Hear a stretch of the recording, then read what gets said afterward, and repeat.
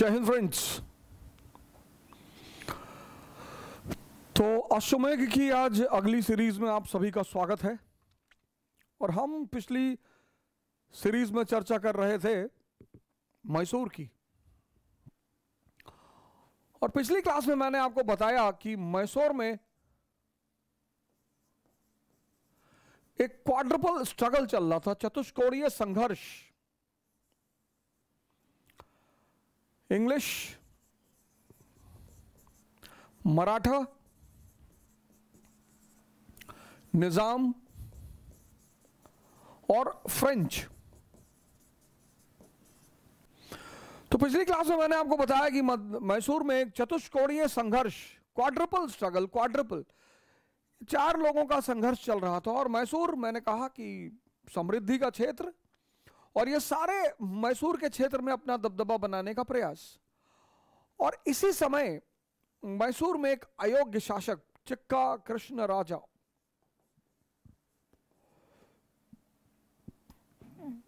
और मैंने पिछली क्लास में यह भी कहा कि संकट एक योग्यवान व्यक्ति के लिए अपॉर्चुनिटी होती है, अवसर। और यही अवसर का फायदा उठाकर एक नए वंश की स्थापना की हैदर अली ने। पिछली बार क्लास में हम यहां तक आकर रुके। अब हैदर अली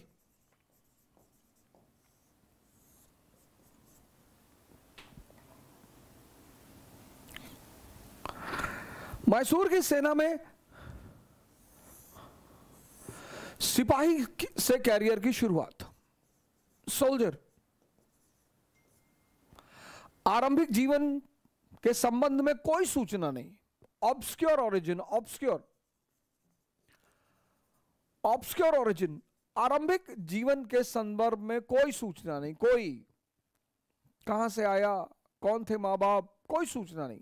सामान्यतः एक बहुत ही सामान्य परिवार से यह व्यक्ति बिलोंग करता था। और मैसूर की सेना में एक सोल्जर की हैसियत से सेवा की शुरुआत। लेकिन विषम परिस्थिति में मैसूर परेशान, और उस विषम परिस्थिति में जब मैसूर परेशान, तो इस व्यक्ति ने अपनी योग्यता का परिचय दिया। 1755 में इसने मैसूर की सेना को मजबूत किया।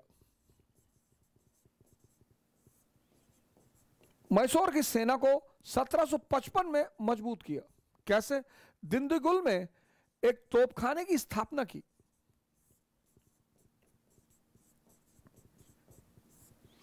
दिंदीगुल में तोपखाने की स्थापना की। और जैसे ही कोई भारतीय राज्य तोपखाने की स्थापना करेगा, अंग्रेजों का संशय बढ़ेगा कि तोपखाना किसके लिए? तोपखाना वो भी किसकी मदद से? फ्रेंच की मदद से। सेना को संगठित किया फ्रेंच की मदद से, तोपखाने को स्थापित किया फ्रेंच की मदद से, सेना का सुदृढ़ीकरण किया। और जो लोग लड़ना जानते हैं, भाग्य हमेशा उनके साथ है। हमेशा जो लोग लड़ना जानते हैं, भाग्य सदैव उनके साथ है, हमेशा। क्योंकि कभी ना कभी उसे भी तो शर्म आएगी। और संघर्ष, जिस व्यक्ति को यह बात समझ में आ गई कि जीवन की का पर्यायवाची है संघर्ष, बस इतना ही समझना है। और संघर्ष से रोना नहीं है,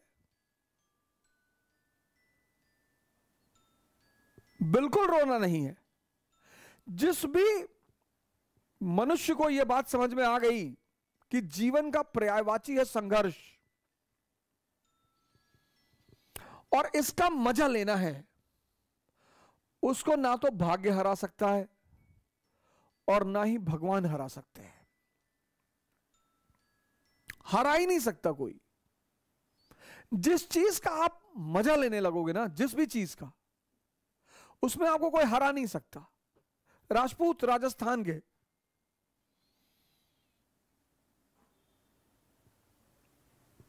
मराठा महाराष्ट्र के, अफगानी अफगानिस्तान के। युद्ध इनका गेम है। जिस चीज में बस आपको यह चीज समझनी है कि जीवन का पर्यायवाची है संघर्ष, और संघर्ष का मजा लेना है। लाइफ जीवन का पर्यायवाची है संघर्ष, और इसका मजा लेना है।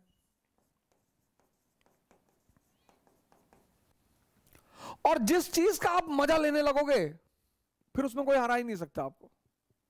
और जिस चीज से आप जितना भागोगे वो उतना परेशान करेगी। राजपूत एग्जाम्पल दिया मैंने आपको, राजपूत राजस्थान के। राजस्थान क्या है? मरुस्थल। 10-10 किलोमीटर से स्त्रियां पानी लेकर आ रही हैं, बाजरा खाने को मिलता है।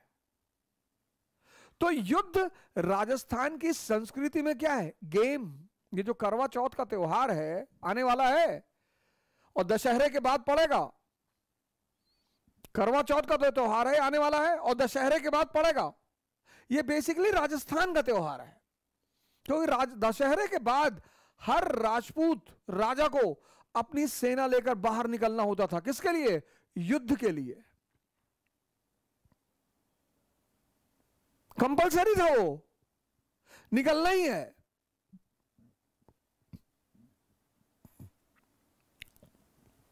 तो वहां की स्त्रियां अपने पुरुषों की लंबी उम्र के लिए करवा चौथ का व्रत रखती थी। बाद में ये नेशनल फेस्टिवल बन गया। वो मूवी आई थी DDLJ, उससे ये नेशनल फेस्टिवल बन गया। कोई बात नहीं, हर अच्छी चीज का विस्तार होना ही चाहिए, उसमें कोई विरोध करने की जरूरत नहीं है। तो राजपूत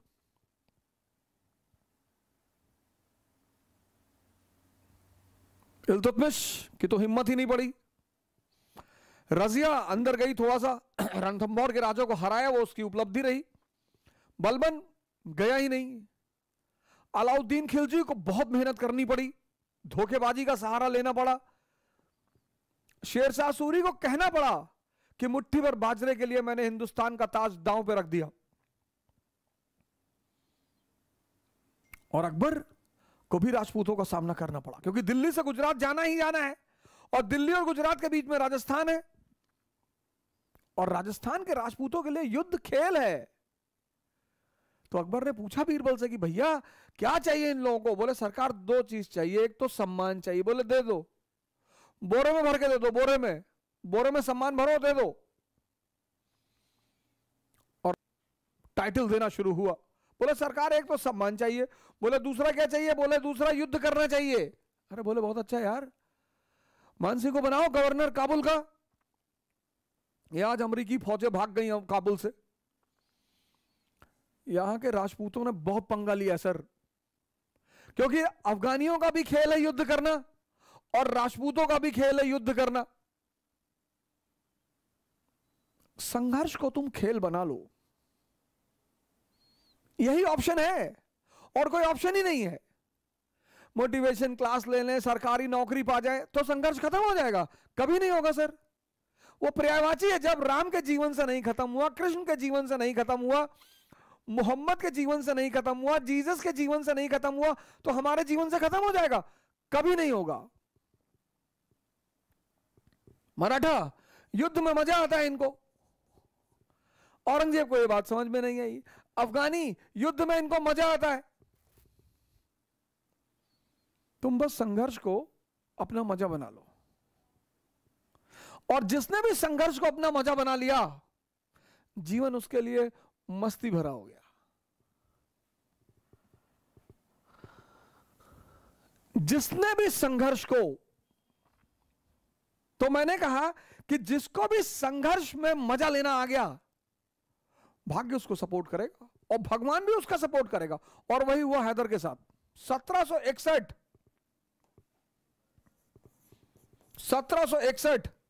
हैदर के लिए सबसे बड़ी चुनौती कौन? मराठा। और 1761 तृतीय पानीपत का युद्ध, मराठा शक्ति की रीढ़ टूट गई। और जब मराठा शक्ति की रीढ़ टूट गई, इस व्यक्ति ने उस समय का फायदा उठाया और मैसूर के जो क्षेत्र खो चुके थे उन क्षेत्रों को वापस लिया। सारी टेरिटरी, वो सारी टेरिटरी जिन पर मराठों ने कब्जा किया था उसको इसने रिकवर किया। सेना मजबूत कर ही चुका था, टेरिटरी को रिकवर करना शुरू कर दिया। टेरिटरी को रिकवर करना शुरू कर दिया तो अंग्रेजों को चिंता हुई कि शक्ति बढ़ा रहा है यह आदमी अपनी। तो एक तो ऑब्सक्योर ओरिजिन, बहुत ही सामान्य ऑब्सक्योर ओरिजिन, आरंभ का पता नहीं और सामान्य शुरुआत, फिर सेना का सुदृढ़ीकरण, फिर रिकवरी ऑफ द टेरिटरी, और फिर सेक्युलर नेचर। मैसूर में चामुंडेश्वरी टेंपल का पुनरुद्धार कराया।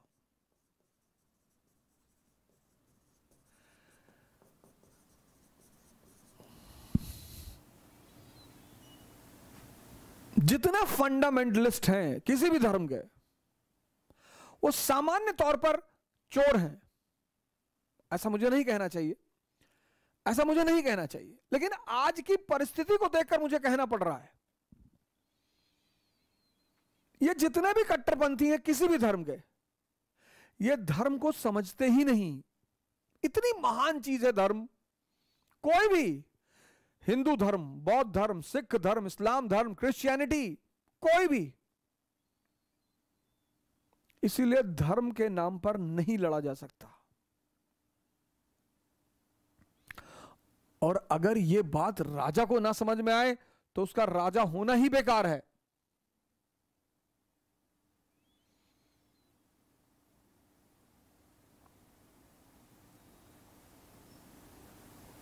और अब अंग्रेजों की नजर पड़ी कि नहीं नहीं भैया, ये तो मामूली आदमी नहीं है, ये तो भविष्य में खतरा पैदा कर सकता है। और प्रिकॉशन एक बड़ा प्यारा शब्द है, बहुत प्यारा। किसी भी समस्या को विराट होने ही ना दें। प्रिकॉशन एक बहुत ही प्यारा शब्द है, बहुत, जिससे ज्यादातर लोग प्रिकॉशन लेते हैं शब्द से ही। प्रिकॉशन एक बहुत अच्छा शब्द है, वो हमेशा आपको सशक्त रखेगा, बहुत अच्छा।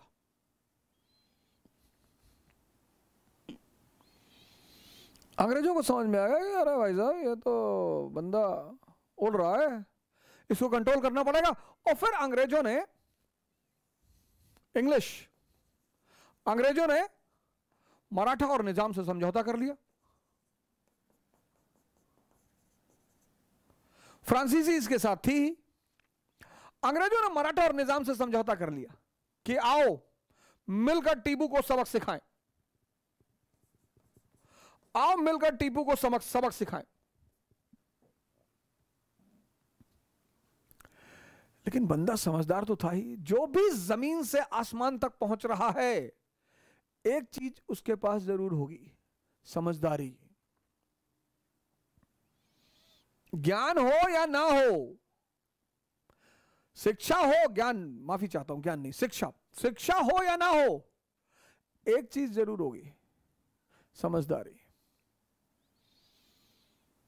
जो भी जमीन से आसमान तक पहुंच रहा है उसके पास एक चीज जरूर होगी, कंपलसरी होगी ही होगी, समझदारी।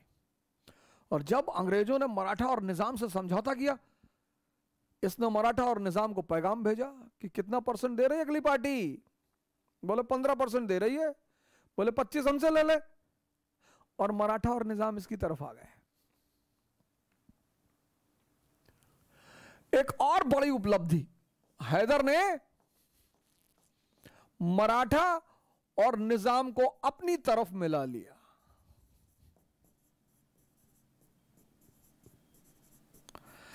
हैदर ने मराठा और निजाम को अपनी तरफ मिला लिया। लोग अपने दोस्तों को इस्तेमाल नहीं कर पाते, जो दुश्मनों को कर ले।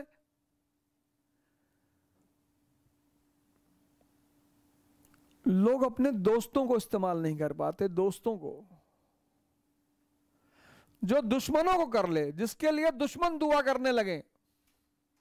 माननीय मुलायम सिंह यादव जी विपक्ष के नेता रहे हैं संसद में, उन्होंने दुआ की मोदी जी के लिए संसद में खड़े होकर कि हम चाहते हैं कि मोदी जी दोबारा प्रधानमंत्री बने। अकबर ने राजपूतों को इस्तेमाल कर लिया। सामान्य लोग जीवन में अपनों को इस्तेमाल नहीं कर पाते, उनको उन्हीं से दिक्कत रहती है। और जो अपने विरोधियों को इस्तेमाल कर ले, मराठा और निजाम अंग्रेजों की तरफ थे, इसने अपनी तरफ मिला लिया और इसका परिणाम हुआ फर्स्ट एंग्लो मैसूर वॉर।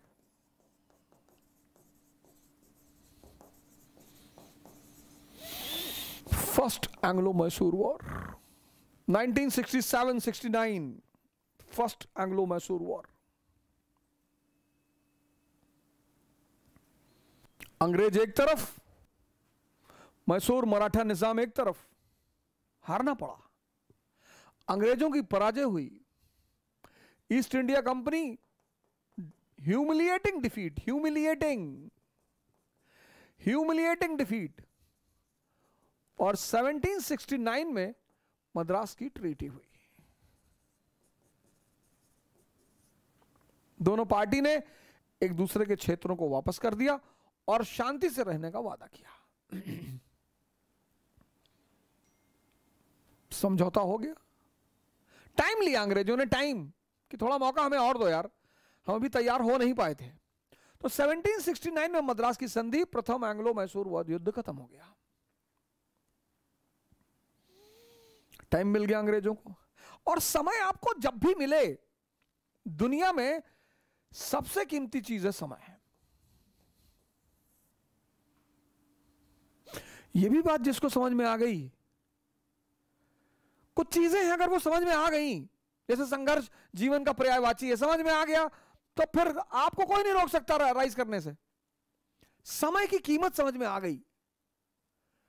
इसलिए तो मैं कहता हूं बार बार आपसे कि 3 जगह जाया करो, एक लाइब्रेरी, एक जिम और एक मंदिर, टेंपल। वो तुम्हारा अपना मंदिर हो। जब मैं मंदिर कहता हूं तो तुम मस्जिद जाते हो, मस्जिद जाओ, गुरुद्वारा जाते हो, गुरुद्वारा जाओ, चर्च जाते हो, चर्च जाओ। ये 3 जगह जाया करो।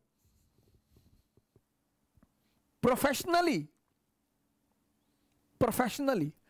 कभी 6 महीने, 7 महीने, 8 महीने, 10 महीने पर, जैसे साल में एक बार दिवाली का त्योहार आता है, साल में एक बार होली का त्योहार आता है, ऐसे साल में 2 बार कभी त्योहार मनाना हो तो बाहर भी चले जाओ, पर त्योहार मनाने के लिए जाओ, उसके बाद मत जाओ। दुनिया में कोई चीज बुरी नहीं है अगर तुम ताकतवर हो तो।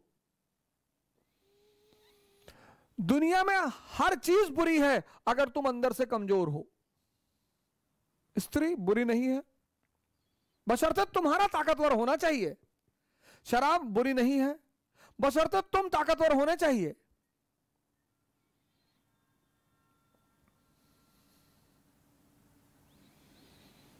दुनिया में कोई चीज बुरी नहीं है,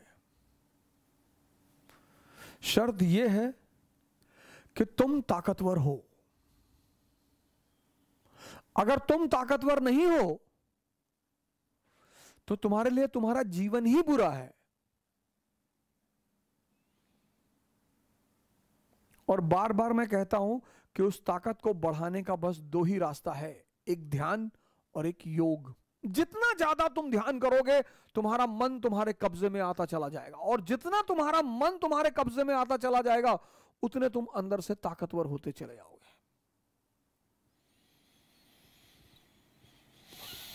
समय, और जिसको समय का सदुपयोग करना आ गया, आप लाइब्रेरी में बैठ रहे हैं, इंफॉर्मेशन बढ़ रही है, आप जिम में जा रहे हैं, शरीर की ताकत बढ़ रही है, आप मंदिर में जा रहे हैं, आपका ध्यान बढ़ रहा है, यहां कुछ ना कुछ बढ़ रहा है जो आपको फायदा करेगा।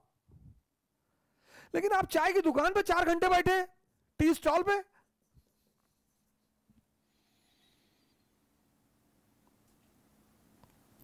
आप मूवी देख रहे हैं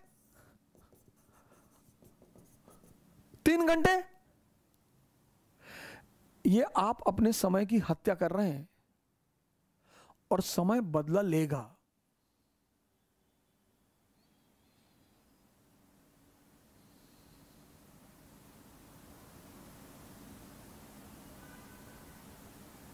1769 मद्रास की संधि हो गई।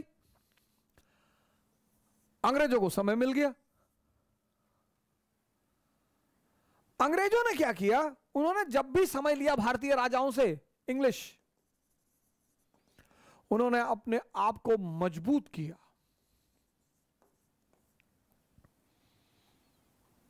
अंग्रेजों ने हमेशा अपने आप को मजबूत किया, जबकि भारतीय राजाओं ने आपसी संघर्ष किया। हैदर ने भी वही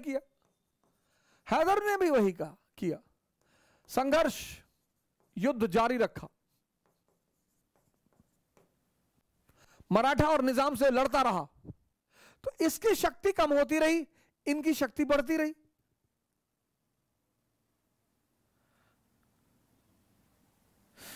जब भी समय, जैसे आप में से सारे लोग जो तैयारी कर रहे हैं, खासकर जो तैयारी कर रहे हैं, जो अभी आर्थिक रूप से इस समाज में स्थित नहीं है, उन्हें सन्यासी की तरह रहना पड़ेगा। ऑप्शन ही नहीं है सर, ऑप्शन ही नहीं है। जितने लोग की तैयारियां चल रही हैं, उनके पास कोई ऑप्शन ही नहीं है। जितने लोग आर्थिक रूप से स्थिर नहीं हैं, उनके पास ऑप्शन ही नहीं है। तो इन्होंने अपने आप को मजबूत किया, ये युद्ध करते रहे।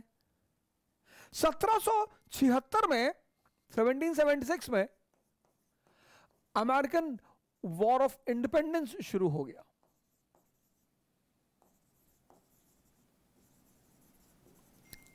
अमेरिकन वॉर ऑफ इंडिपेंडेंस शुरू हो गया 1776 में।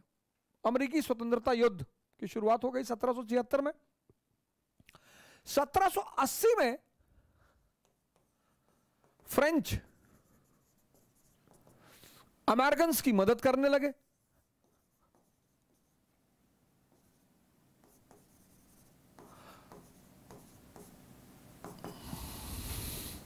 और जब 1780 में फ्रेंच अमेरिकन की मदद करने लगे, और फ्रेंच हैदर के दोस्त, तो अंग्रेजों को लगा कि कहीं ऐसा ना हो कि अमेरिकी स्वतंत्रता युद्ध चल ही रहा है, दूसरी तरफ फ्रांसीसी हैदर को भी भड़का दे।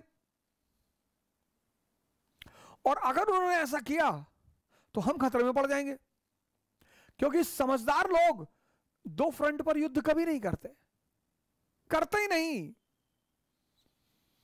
Mature people never fight on double front.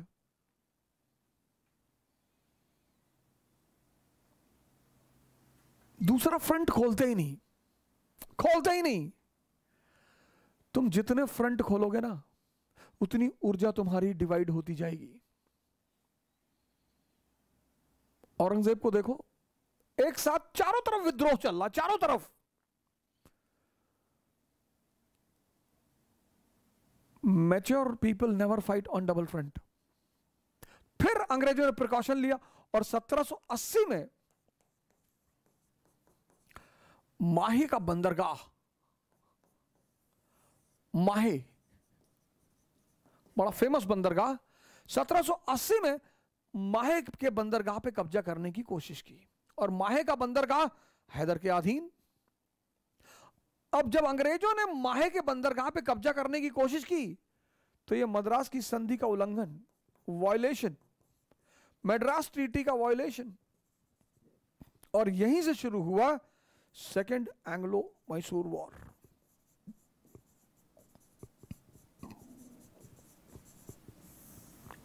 यहीं से शुरू हुआ सेकेंड एंग्लो मैसूर वॉर 1780 से 1784। ये चैप्टर आप बीएल ग्रोवर से पढ़ेंगे। हैदर की भी हार हुई, अंग्रेजों की भी हार हुई, लेकिन इस युद्ध में दो घटनाएं बड़ी प्रसिद्ध हैं। पहली 1782 में हैदर की मृत्यु हो गई, हैदर अली डाइड।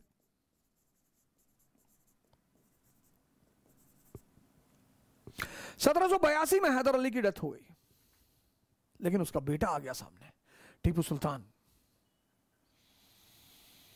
जमकर मुकाबला किया उसने, और 1784 में अंग्रेजों को फिर से संधि करनी पड़ी।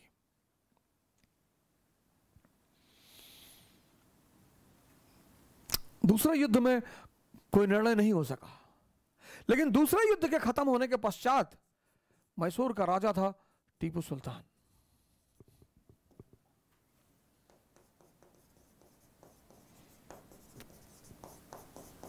हिस्ट्री एक ऐसा सब्जेक्ट है सर, हिस्ट्री सब्जेक्ट पढ़ाना बड़ा खतरनाक है सर, बहुत बड़ी गाली पड़ती है सर,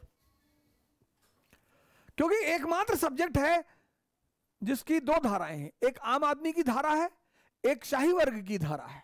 जैसे ज्योग्राफी है, उसमें कहां कम्युनलिज्म डाल दोगे यार कि हिमालय पर्वत हिंदुओं का है, हिंदू कुछ मुसलमानों का है, उसमें कहां कम्युनलिज्म डाल दोगे, उसमें कहां कास्टिसिज्म डाल दोगे, पॉलिटी में कहां डाल दोगे, इकोनॉमी में कहां डाल दोगे। लेकिन इतिहास एक ऐसा विषय है जो दो वर्गों के लिए लिखा जाता है, एक सामान्य वर्ग के लिए लिखा जाता है और एक एरिस्टोक्रेसी के लिए लिखा जाता है, और दोनों के वर्जन बिल्कुल अलग हैं। जैसे हमारे बहुत सारे भारत के लोग जो नेहरू के बारे में कुछ नहीं जानते, कुछ भी नहीं, वो एडविना माउंटबेटन के बारे में जानते हैं। ये नेहरू जी का चक्कर था एडविना माउंटबेटन से, और एडविना माउंटबेटन के कहने पे जो है उन्होंने कश्मीर दे दिया, सब एडविना ने करवाया था। तुम नेहरू के चौकीदार थे, देख रहे थे। ये भारत की एक आम मानसिकता है। इडियट जो वर्ड है बड़ा प्यारा वर्ड है, बेवकूफ। बेवकूफ मतलब जो दूसरे के जीवन में दखलंदाजी रखे।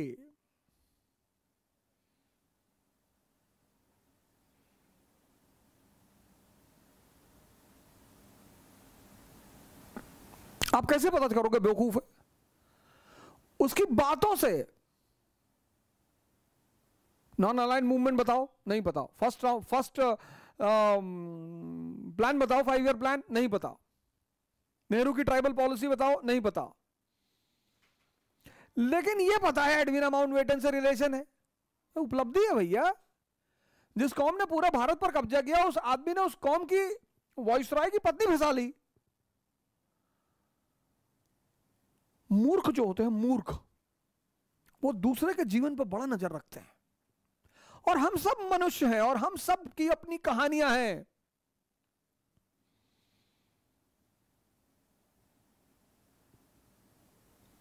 जब तक मनुष्य इंद्रियों पर है उसकी कहानियां रहेंगी।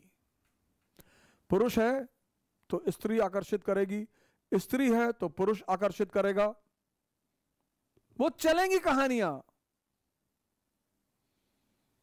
हां, वो इंद्रियों से अगर ऊपर उठ गया है, चेतना पर आ गया है, तब उसकी कोई कहानी नहीं है, तब वो अलग है। इसीलिए जब आम आदमी किसी चीज में उलझा पाया जाता है तो उस पर ज्यादा लोगों को दुख नहीं होता। कोई संत पाया जाता है तो बड़ा दुख होता है कि तुम तो उठ चुके थे ना, तुमने तो इस बात की घोषणा कर दी थी कि तुम इंद्रियों से ऊपर उठ चुके हो, फिर वापस।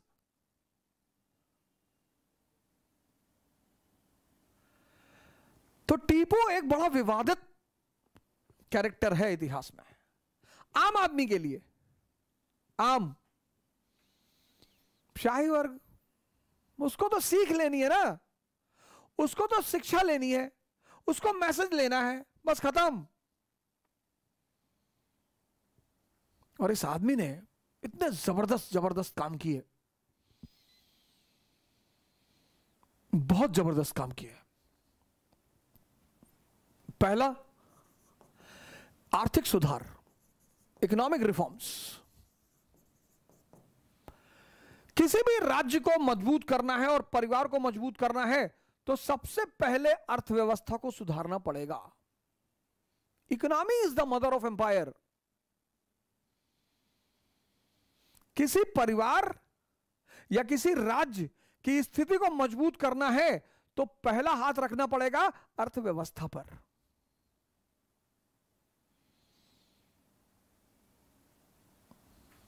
देखो, ये 3 राष्ट्र एक साथ पैदा हुए। India 1947, Pakistan 1947, China 1949।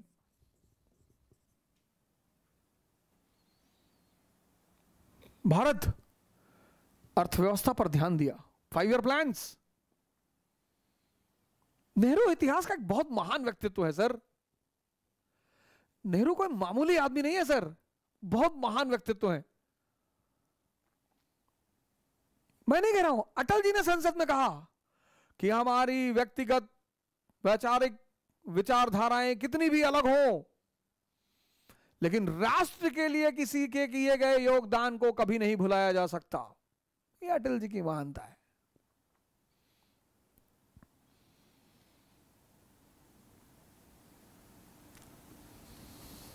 ये जो तुम आज भारत देख रहे हो ना, ये नेहरू और शास्त्री का बनाया हुआ भारत है। ये माओ जेडोंग और डेंग जियाओपिंग का बनाया हुआ चाइना है। इनको तो बेचारों को ना तो नेहरू मिला, ना शास्त्री मिला, ना माओ मिला, ना डेंग जियाओपिंग मिला। ये तो बेचारे आज तक, अलग घर बना लेना कोई बड़ी बात नहीं थी, वो भी इस्लाम के नाम पर।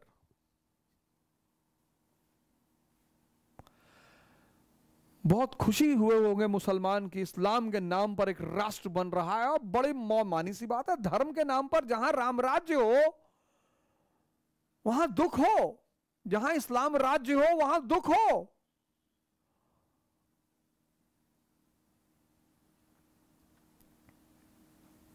आजकल अफगानिस्तान के लोग बड़े आनंद में होंगे, चारों तरफ दूध दही की नदियां बह रही होंगी, लोग रात बिरात अकेले टहल रहे होंगे। जहां राम राज्य हो और जहां इस्लाम राज्य हो वहां दुख हो। अगर दुख है तो दोनों फ्रॉड हैं।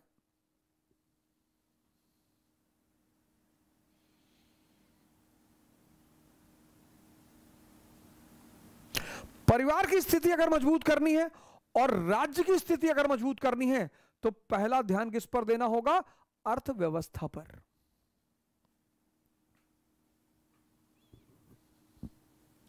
आज मैं अश्वमेध 2 हिस्सों में लूंगा, एक अभी मॉर्निंग में ले लिया हूं सेशन, एक रात में भी इवनिंग में लूंगा। और आज टीपू सुल्तान को मैं खत्म करूंगा मतलब सिलेबस के तौर पर, कोई मैं उससे युद्ध नहीं करने जा रहा हूं। तो अभी आप इसको दिन भर में रिवाइज कर लीजिए, फिर मैं शाम को आपको टीपू सुल्तान पढ़ाता हूं। जय हिंद।